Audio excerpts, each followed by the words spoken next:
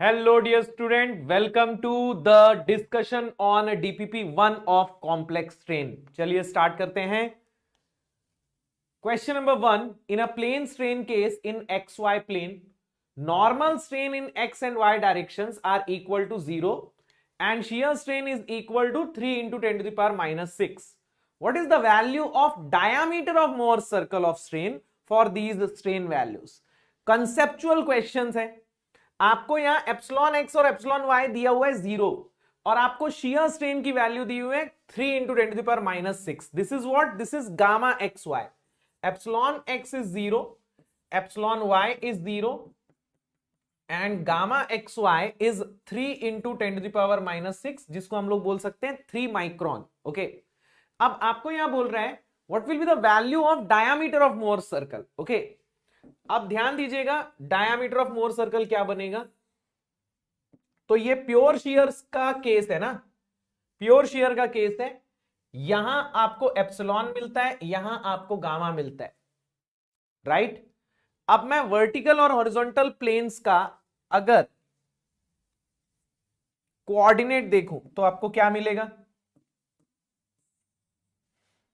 आपको gamma by 2 मिलेगा. क्या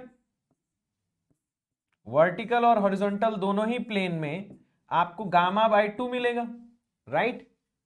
तो यहां अगर आप देखोगे तो वर्टिकल प्लेन और हॉरिजॉन्टल प्लेन दोनों गामा बाय 2 पे रहेंगे. This will be gamma by 2 and this will be gamma by 2. So this will be the diameter and diameter का वैल्यू कितना हो जाएगा, diameter will become equal to gamma, है ना. तो आपको यहां पे आंसर मिलेगा 3 into 10 to the power minus 6. Principal strains at a point are epsilon 1 equal to 200 into 10 to the power minus 6 and epsilon 2 equals to 400 into 10 to the power minus 6. Modulus of rigidity is 80 gigapascal. What is the magnitude of maximum shear stress at the point. आपको यहां maximum shear stress निकालना है, उसके लिए पहले आपको maximum shear strain calculate करना पड़ेगा और फिर मॉड्यूलस ऑफ रिजिडिटी की हेल्प से आप मैक्सिमम शियर स्ट्रेस निकाल पाओगे. आपको एप्सिलॉन 1 और एप्सिलॉन 2 दिया हुआ है, प्रिंसिपल स्ट्रेन्स आपको दिए हुए हैं एप्सिलॉन 1 एंड एप्सिलॉन 2. ओके, तो यहां से आपको मिल जाएगा गामा मैक्सिमम. गामा मैक्सिमम कितना आएगा, देखो एप्सिलॉन 1 दिया है 200 into 10 to the power minus 6, epsilon 2 दिया है minus 400 into 10 to the power minus 6. तो अगर मैं यहां गामा मैक्सिमम निकालूंगा which will be maximum of epsilon 1 minus epsilon 2 by 2,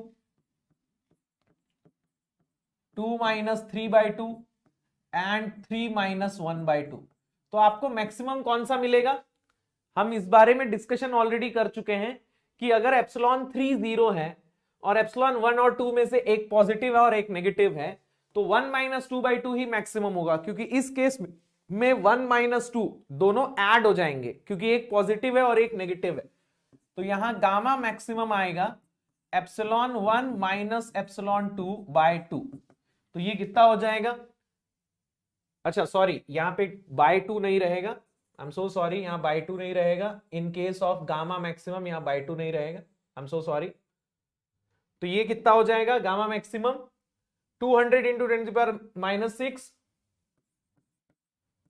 minus minus 400 into 10 to the power minus 6. तो ये हो जाएगा 600 into 10 to the power minus 6.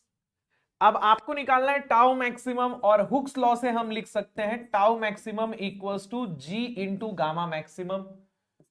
तो ये हो जाएगा 80 giga pascal into 600 into 10 to the power minus 6.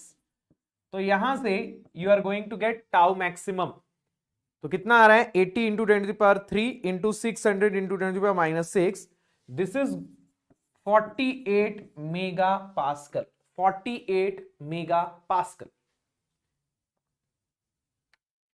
An element is subjected to biaxial normal tensile strains of 0.003 and 0.002. Normal strain in the plane of maximum shear strain is 0, 0.001, 0.0025 and 0.005. तो आपको यहाँ पे epsilon X और epsilon Y दिया हुआ है और आपको बोल रहा है normal strain in the plane of maximum shear strain.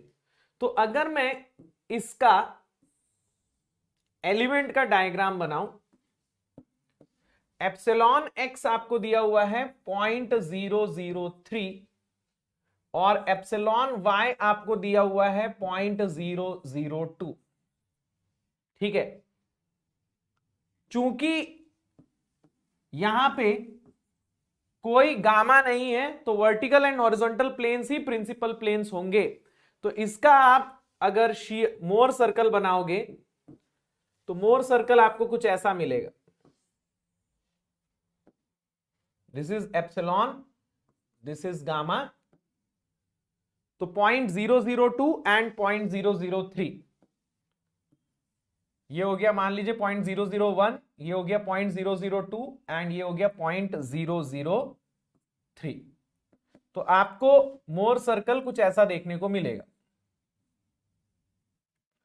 ये मोर सर्कल बनेगा 0.002 एंड 0.003 के बीच में। अब देखिए मैक्सिमम शियर स्ट्रेन जो है इस प्लेन और इस प्लेन में मिलेगा और उस प्लेन में आपको नॉर्मल स्ट्रेन कितना मिलेगा। इस प्लेन में नॉर्मल स्ट्रेन की वैल्यू क्या आएगी, इन दोनों का जो सेंटर होगा यानी 0.0025। So on the plane of maximum shear strain, normal strain will be 0.0025.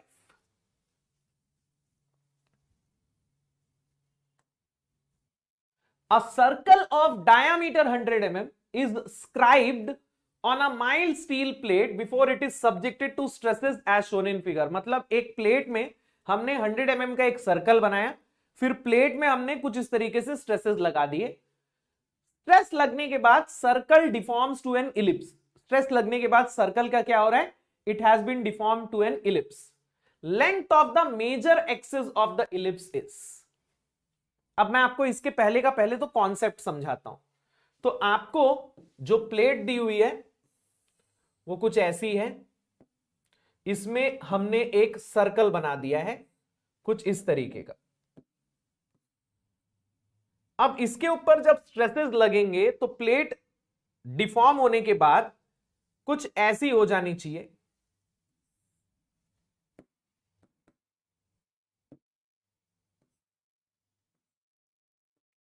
क्योंकि इस पे सिग्मा एक्स भी लग रहा है, सिग्मा वाई भी लग रहा है, टाउ एक्स वाई भी लग रहा है, और जो सर्कल है वो बन जाएगा इलिप्स कुछ इस तरीके का।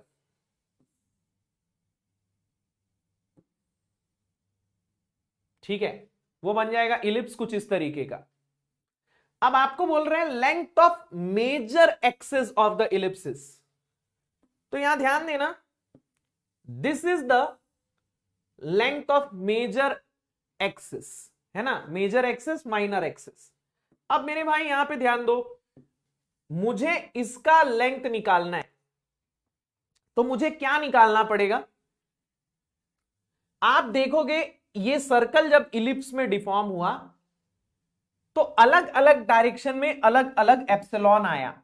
सबसे ज्यादा एप्सिलॉन इस डायरेक्शन में आया होगा, इसीलिए तो इसकी लेंथ सबसे ज्यादा बढ़ी और ये मेजर एक्सिस बन गया ना।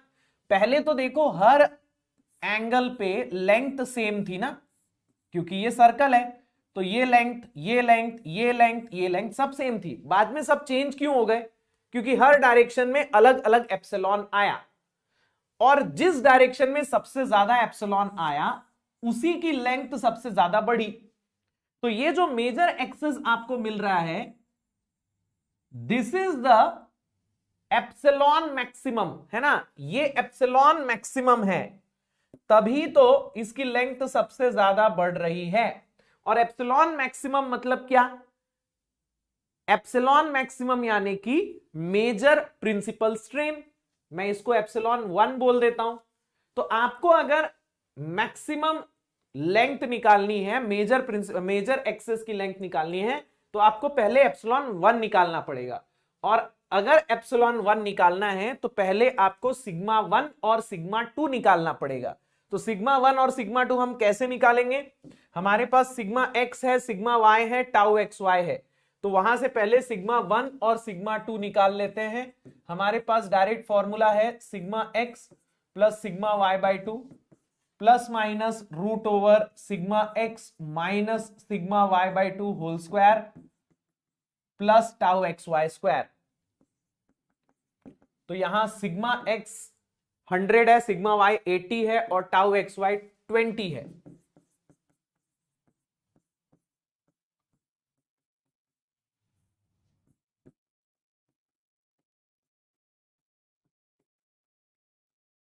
तो ये हो जाएगा sigma 12 equals to 100 plus 80 180 by 2 यानी 90 plus minus root over 100 minus 80 20 by 2 यानी कि 10 स्क्वायर प्लस 20 स्क्वायर, है ना। तो यहां से सिग्मा 1 और सिग्मा 2 की वैल्यू आपको मिल जाएगी।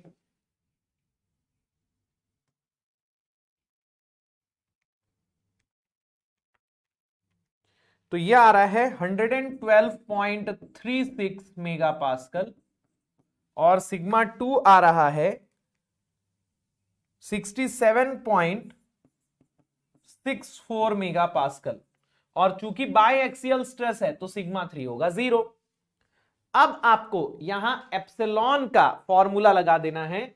एप्सिलॉन 1 देखो, सिग्मा 1 और 2 में से जो बड़ा होगा एप्सिलॉन 1 और 2 में से वही बड़ा होगा।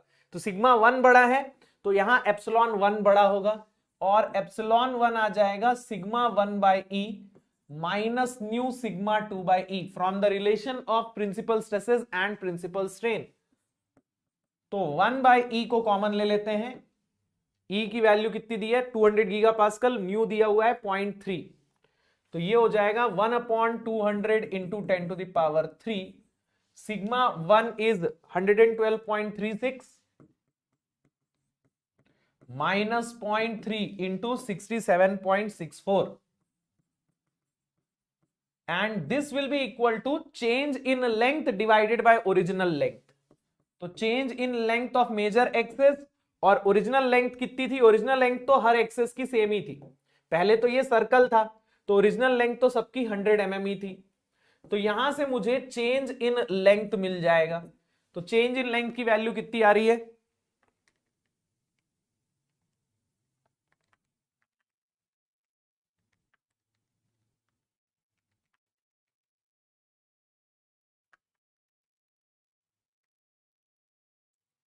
.046 mm। तो बेटा लेंथ ऑफ मेजर एक्सेस कितना हो जाएगा, initial length plus change in length, है ना। तो इनिशियल लेंथ 100 थी और सबसे बड़ा चेंज आया 0.046 का, तो इसकी लेंथ हो गई 100.046 mm। 100.046 mm, 100.046 mm। ठीक है, ये सबसे मेजर चेंज आया, सबसे major length 100.046। A thin rectangular plate as shown in figure is uniformly deformed such that epsilon x is minus 700 micron, epsilon y is minus 500 micron, this must be epsilon y, and gamma xy is 900 micron. Magnitude of change in length of diagonal BD is. Interesting question है, आपको BD का change in length find out करना है। आपको epsilon x दिया हुआ है -700, epsilon y दिया है -500 और गामा xy दिया है 900। अब देखिए आपको BD का चेंज इन लेंथ निकालना है तो इसके डायरेक्शन का एप्सिलॉन कैलकुलेट करना पड़ेगा ना। आपको इसके डायरेक्शन का एप्सिलॉन कैलकुलेट करना पड़ेगा। आपके पास एप्सिलॉन x है, आपके पास एप्सिलॉन x है, आपके पास एप्सिलॉन y है और गामा xy भी है, लेकिन मुझे निकालना है कि इस डायरेक्शन में BD की डायरेक्शन में चेंज इन लेंथ कितना आ रहा है। तो मुझे निकालना पड़ेगा इस डायरेक्शन का एप्सिलॉन कितना है, इस डायरेक्शन का एप्सिलॉन कितना है। अब इस डायरेक्शन का एप्सिलॉन मैं कैसे देखूं, एप्सिलॉन BD मैं कैसे देखूं, तो इसका हम लोगों ने ऑलरेडी क्लास में डिस्कशन किया है। तो अगर आप एंगल निकालोगे तो आप ये एंगल मत निकाल देना, this will not be the correct angle, no, ये गलत होगा। क्यों गलत होगा? क्योंकि आपको बीडी की डायरेक्शन का एप्सिलॉन निकालना है, बीडी प्लेन का एप्सिलॉन नहीं निकालना है। बीडी प्लेन का एप्सिलॉन मतलब इस प्लेन पे लगने वाला एप्सिलॉन, मेरे को बीडी के अलोंग का एप्सिलॉन निकालना है। तो मुझे ये वाला एंगल नहीं लेना है। उस केस में हम एंगल कौन सा लेंगे बेटा? उस केस में हम एंगल लेंगे हॉरिजॉन्टल से जो एंगल होगा, हॉरिजॉन्टल से जो एंगल होगा, हॉरिजॉन्टल का एंगल देखेंगे तो हॉरिजॉन्टल प्लेन से एंगल कितना होगा? हॉरिजॉन्टल प्लेन से एंगल कितना होगा? अगर वर्टिकल से एंगल देखो, ये एप्सिलॉन बीडी जो है वो इस प्लेन पे एक्ट कर रहा है ना, एप्सिलॉन बीडी इस प्लेन पे एक्ट कर रहा है, एप्सिलॉन बीडी इस प्लेन पे एक्ट कर रहा है, तो वर्टिकल से इसका जो एंगल होगा वो ये होगा, है ना। आपको ये देखना है हॉरिजॉन्टल से एक्स एक्सिस से ये कितना, जैसे एप्सिलॉन एक्स का अगर मुझे एंगल देखना है तो उसके लिए थीटा की वैल्यू क्या होगी? 0। एप्सिलॉन वाई के लिए थीटा की वैल्यू क्या होगी? 90 डिग्री। तो एप्सिलॉन बीडी के लिए थीटा की वैल्यू क्या होगी बेटा? एप्सिलॉन बीडी के लिए थीटा की वैल्यू क्या होगी?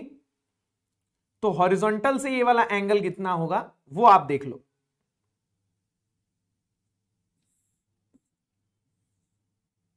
तो ये क्लॉकवाइज एंगल आएगा, ये क्लॉकवाइज एंगल आएगा और इसकी वैल्यू कितनी हो जाएगी? tan inverse of 20/40, let me call it theta. तो theta will B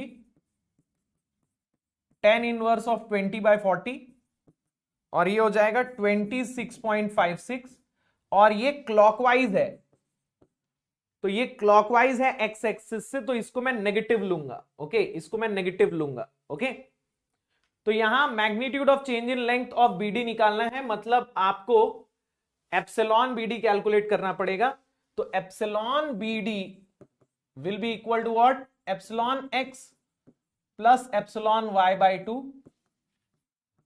plus epsilon X minus epsilon Y by 2 cos 2 theta plus gamma X Y by 2 sine 2 theta. अब एप्सिलॉन बीडी को हम क्या लिख सकते हैं? Change in length of BD by original length of BD, और original length BD की कितनी होगी? √20² प्लस 40², √20² प्लस 40²। बीडी की ओरिजिनल लेंथ कितनी हो जाएगी? √20² प्लस 40², यानी कि 44.72 mm। तो बीडी की ओरिजिनल लेंथ 44.72 mm। अब यहां वैल्यूज रख देते हैं, चूंकि सारी वैल्यूज माइक्रोन में है तो मैं माइक्रोन को कॉमन ले लूंगा। माइक्रोन मतलब 10⁻⁻⁶, ठीक है, और 1/2 भी कॉमन ले लूंगा। तो अंदर क्या बच जाएगा? Epsilon X plus epsilon Y, -700 -500 then -700, ये हो जाएगा +500 कॉस ऑफ 26.56, और ये नेगेटिव होगा, क्लॉकवाइज है तो नेगेटिव होगा। तो 26.56 इंटू 2 होता है 53.12, -53.12 plus gamma X Y, gamma X Y is 900 micron, तो ये हो जाएगा 900 साइन ऑफ -53.12। तो यहां से आपको मिल जाएगा change in length of BD.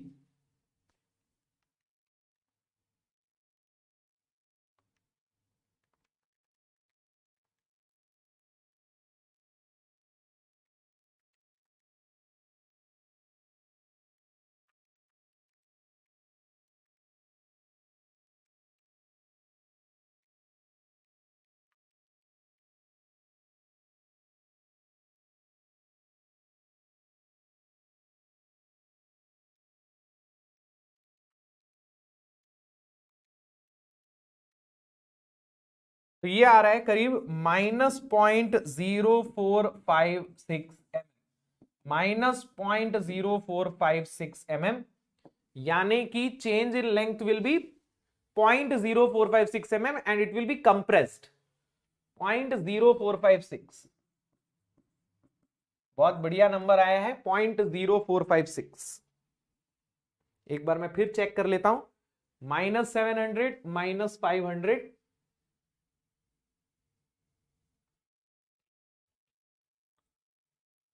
तो ये हो जाएगा -200 cos 50 -53.12 प्लस 900 साइन -53.12. ठीक है, तो यहां से जो भी वैल्यू आएगी उसमें 44.72 इंटू 10⁻⁻6 डिवाइडेड बाय 2 कर देना है. यस, तो change in length will be 0.0456 mm. A rectangular strain rosette has following strain readings under plane strain condition. Epsilon A दिया है, एप्सिलॉन B दिया है, एप्सिलॉन C दिया हुआ है और आपको बोल रहा है magnitude of absolute maximum shear strain is. तो पहले आपको यहां एप्सिलॉन 1 एप्सिलॉन 2 कैलकुलेट करना पड़ेगा. अब एप्सिलॉन 1 एप्सिलॉन 2 निकालने के लिए हमें चाहिए एप्सिलॉन x, एप्सिलॉन y और गामा xy. तो एप्सिलॉन x की वैल्यू तो सीधे एप्सिलॉन A से ही आ जाएगी और ये है 215 माइक्रोन. एप्सिलॉन y की वैल्यू जो है वो सीधे एप्सिलॉन C से आ जाएगी और ये है -460 माइक्रोन. अब गामा XY निकालने के लिए हमारे पास डायरेक्ट फॉर्मूला है. गामा XY निकालने के लिए हमारे पास डायरेक्ट फॉर्मूला क्या है? 2 इंटू एप्सिलॉन B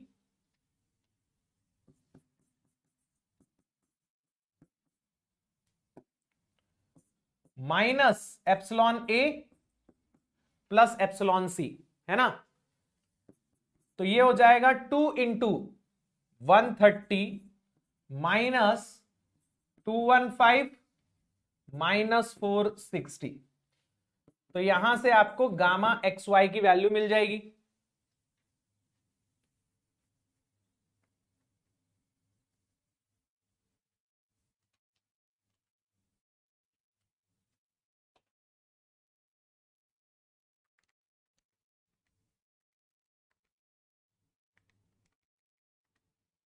तो ये आ रहा है 505 माइक्रोन. तो आपके पास epsilon x, epsilon y, gamma XY तीनों की वैल्यू आ गई है.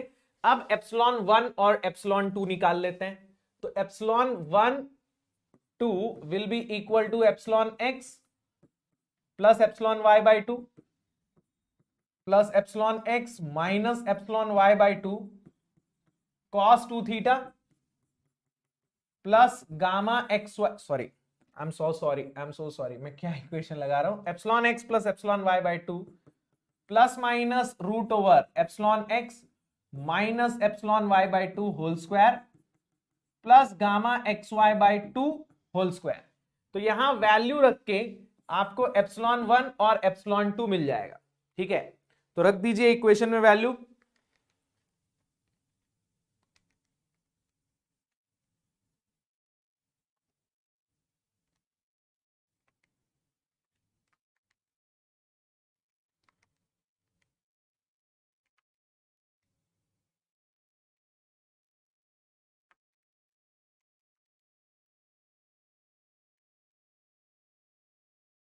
तो एप्सिलॉन 1 आ रहा है 299 माइक्रोन और एप्सिलॉन 2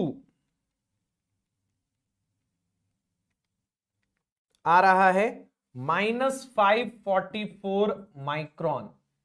अब एप्सिलॉन 1 और एप्सिलॉन 2 आ गया. एप्सिलॉन 3 तो 0 है, तो यहां एब्सोल्यूट मैक्सिमम गामा क्या होगा? गामा मैक्सिमम एब्सोल्यूट क्या होगा बेटा?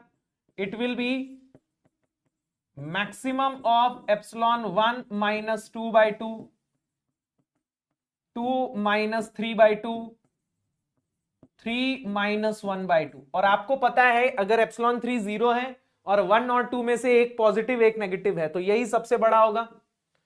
एप्सिलॉन 1 माइनस एप्सिलॉन 2 बाई 2 ही सबसे बड़ा होगा. तो यहां से ओके सॉरी, वापस से गड़बड़ गड़बड़ गड़बड़, बाई 2 नहीं होगा, बाई 2 नहीं होगा, बाई 2 नहीं होगा, वापस से गड़बड़ हो रही थी, बाई 2 नहीं होगा. तो यहां से गामा मैक्सिमम कितना आ जाएगा? एप्सिलॉन 1 माइनस एप्सिलॉन 2 299 प्लस 544 यानी कि 843 micron, 843 micron. So the answer will be 843 micron.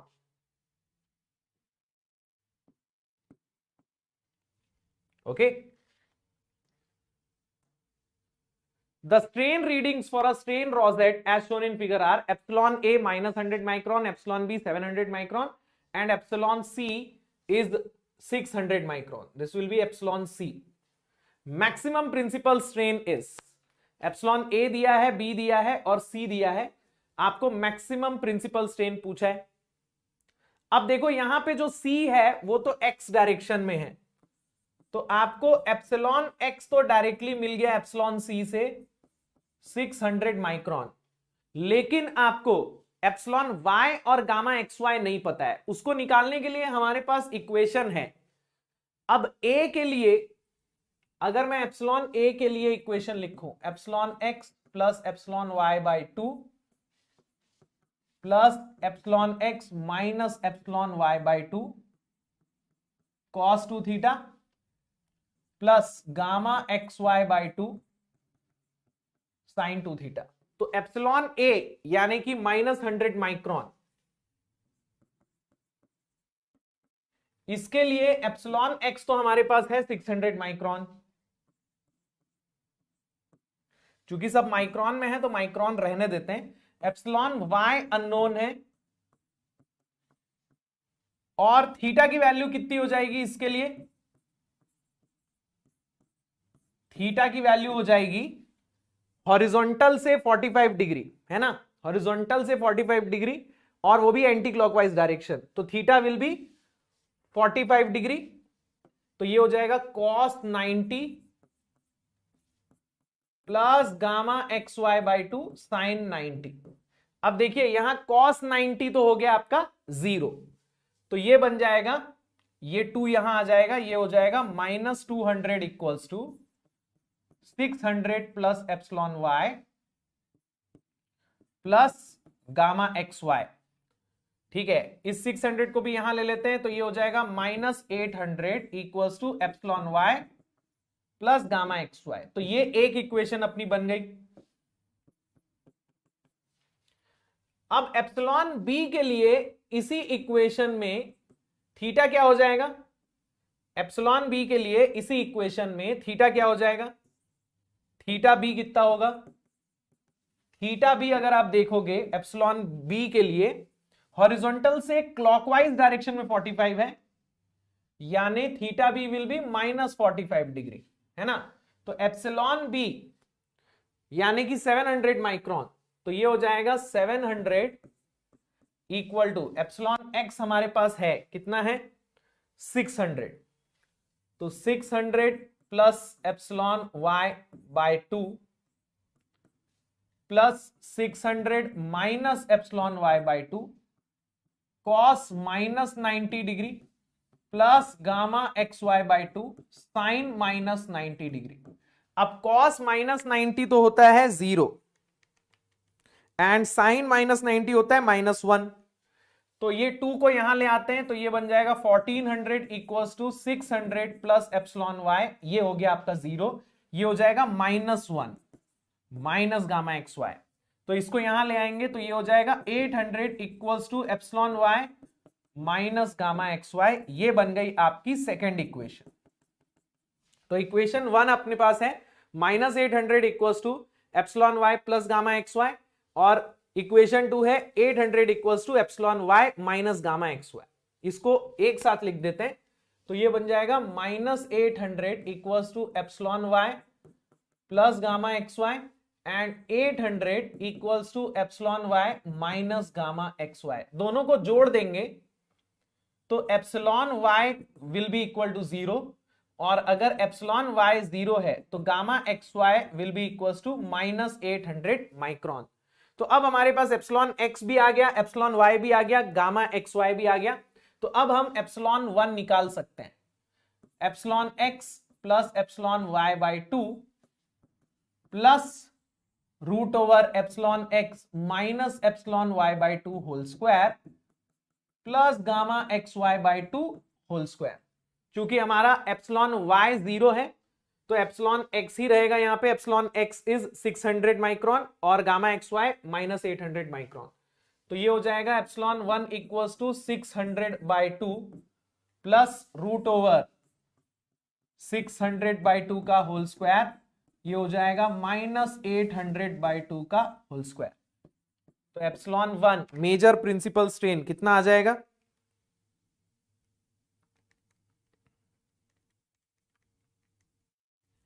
Epsilon 1 will be equal to 800 micron. The answer is 800 micron.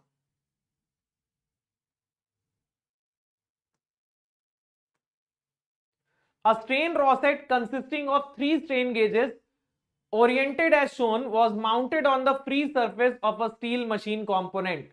Plane strain condition दी है. Under load following strains were measured. Epsilon A minus 600 micron, Epsilon B minus 900 micron, Epsilon C 700 micron. Magnitude of maximum normal strain is. अब यहां पे भी देखो epsilon x तो आपको direct मिल रहा है, एप्सिलॉन ए यानी कि माइनस 600 माइक्रोन। एप्सिलॉन वाई और गामा एक्स वाई आपको निकालना पड़ेगा, और उसको निकालने के लिए हमारे पास एप्सिलॉन बी और एप्सिलॉन सी है। अब देखो अगर मैं थीटा बी की बात करूं तो थीटा बी कितना होगा? एप्सिलॉन बी के लिए थीटा बी कितना होगा? हॉरिजॉन्टल से ये 135 डिग्री बना रहे, और कौन सी डायरेक्शन में बना रहे हैं? हॉरिजॉन्टल से 135 एंटी क्लॉकवाइज डायरेक्शन में बना रहा है ना, ये एंटी क्लॉकवाइज डायरेक्शन है, ये एंटी क्लॉकवाइज डायरेक्शन है। तो theta B is 135 degree and theta C horizontal से ये 135 बना रहा है लेकिन क्लॉकवाइज डायरेक्शन में, तो ये हो जाएगा माइनस 135 डिग्री। तो अब हम लोग एप्सिलॉन बी और एप्सिलॉन सी के लिए इक्वेशन लिख लेते हैं। तो epsilon B is minus 900 micron, तो ये हो जाएगा minus 900 equals to epsilon X की वैल्यू हमारे पास है already minus 600 plus epsilon Y by 2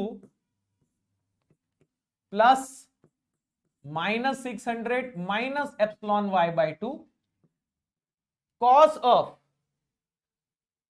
135 into 2 कितना हो जाएगा? 270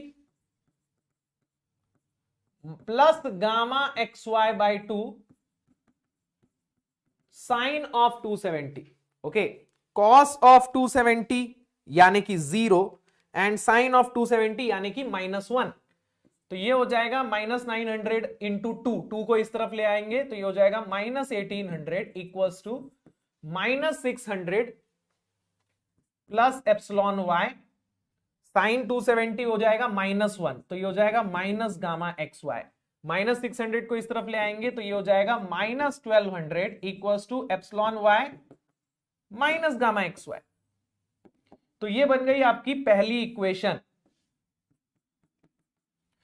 फिर एप्सिलॉन सी के लिए इक्वेशन लिख लेते हैं। तो एप्सिलॉन सी इज 700 माइक्रोन, तो ये हो जाएगा 700 equal to minus 600 plus epsilon Y by 2 minus 600 minus epsilon Y by 2 cos minus 270 degree plus gamma X Y by 2 sine minus 270 degree. अब cos minus 270 will still be 0 and sine minus 270 will be 1, तो 2 यहां आ जाएगा, ये हो जाएगा 1400 equals to minus 600 plus epsilon Y, ये तो 0 हो जाएगा और ये हो जाएगा +1, तो इसको यहां ले आएंगे, ये बन जाएगा 2000 equal to epsilon Y plus gamma X Y. ये बन गई अपनी दूसरी इक्वेशन। दोनों इक्वेशन को ऊपर नीचे लिख लेते हैं। Minus 1200 equals to epsilon Y minus gamma X Y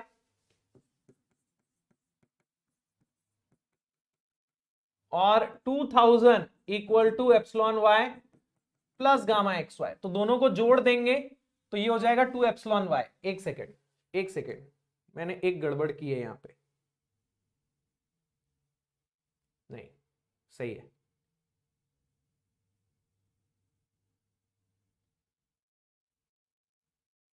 दोनों को जोड़ देंगे तो ये हो जाएगा 2 एप्सिलॉन वाई इक्वल्स टू 800, यानी epsilon Y equals to 400 micron. और अगर एप्सिलॉन वाई 400 माइक्रोन है तो epsilon gamma X Y will be 1600 micron, है ना। तो अब अपने पास एप्सिलॉन एक्स भी है, एप्सिलॉन वाई भी है और गामा एक्स वाई भी है। तो अब हम मैक्सिमम प्रिंसिपल स्ट्रेन एप्सिलॉन 1 या एप्सिलॉन 2 निकाल सकते हैं। एप्सिलॉन 1 और एप्सिलॉन 2 में से बड़ा कौन सा होगा? देखो एप्सिलॉन 1 -600 है, एप्सिलॉन एक्स -600 है, एप्सिलॉन वाई 400 है। ठीक है, तो दोनों में से कोई भी बड़ा हो सकता है, कोई भी छोटा हो सकता है। रिस्क नहीं लेते, दोनों निकाल के देख लेते हैं एप्सिलॉन 1 और 2। तो ये हो जाएगा -600 plus 400/2 plus minus root over -600 -400/2 whole square plus gamma XY/2 यानी 1600/2 होल स्क्वायर। तो एप्सिलॉन 1 और एप्सिलॉन 2 दोनों की वैल्यू आपको मिल जाएगी।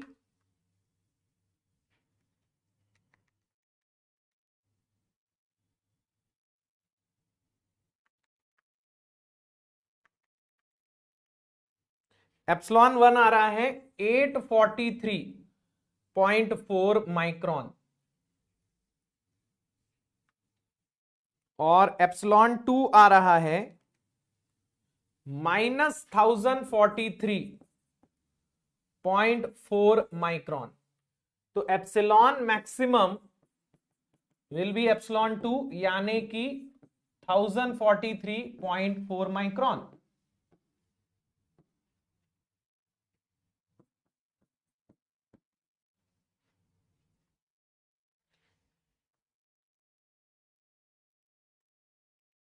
Thank you for watching.